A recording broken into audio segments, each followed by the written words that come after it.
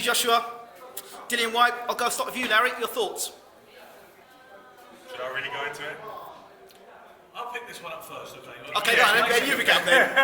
Basically, I've known about Dillian Whyte since about 2009 because my friend Chris Oko told me he had a heavyweight with serious potential who was raw but very, very good.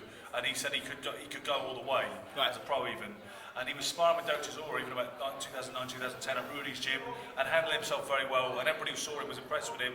John Rooney, I remember, was suddenly interested in maybe going half on the management contract with Chris. And he created a stir. Yeah. Steve Bunce even said he was the best prospect with under 15 fights in Britain. And this was the point at which he hadn't had any pro fights. Right. When asked by Steve Lillis in Boxing Monthly. So I was well aware of him for a long time. I've watched his progress in the pros. What I will say is he hasn't beaten anybody. We know he was held up by the ban with the old Jack 3D. Yeah. Now, the thing is, although he hasn't beaten anybody, he can fight. And he totally believes in himself, and he believes he's going to knock Joshua out. You can see that when they come together. Yeah. He's placing too much importance on this kind of, what somebody called Ute Man lyrics, and or your roadman attitude, just because he thinks he'd do him in a straightener, which is perhaps has not got a whole lot of relevance to the squared circle, but he believes in himself. My feeling is, watching his last fight against Brian Minto and any of his other fights, is he will get hit because he's not a defensive genius. And when Joshua hits you, he's a great finisher and he tends to take you out. And I've got this feeling that Dillian, he might look dangerous for a little while, but I think he'll get taken out the same as the rest, even if he does extend him beyond the third. Okay. Larry, for his part, go on. We need our own show. You two should have your own show. Exactly. No, do you know what? I'm going to keep it short and sweet because me and Dillian have history. I'm not going to hash that all up again. Pointless. I know Joshua a little bit. Very lovely guy, and he's got his head screwed on.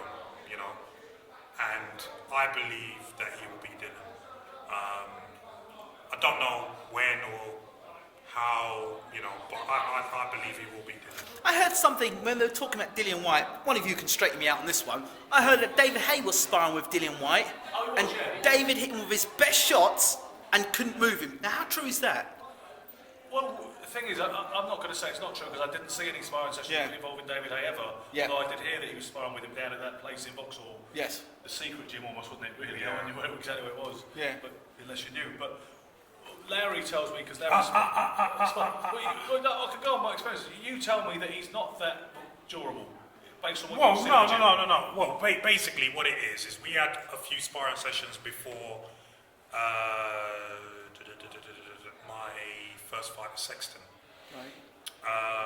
And Dave Pereira will quote me on this. So, if anyone thinks that I'm fibbing, speak to Dave Pereira, who was my coach at the time.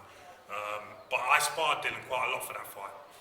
And there was one sparring session when I hit him to the body and he went down.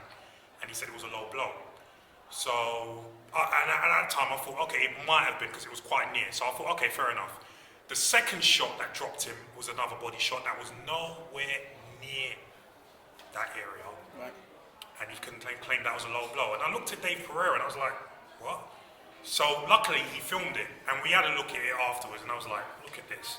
It was here. Now, I'm not a doctor, but this is not where your bollocks are at. So my feeling on it, and that was a long time ago, but my feeling at that time was if someone puts it on Dillian, it could be a completely different story.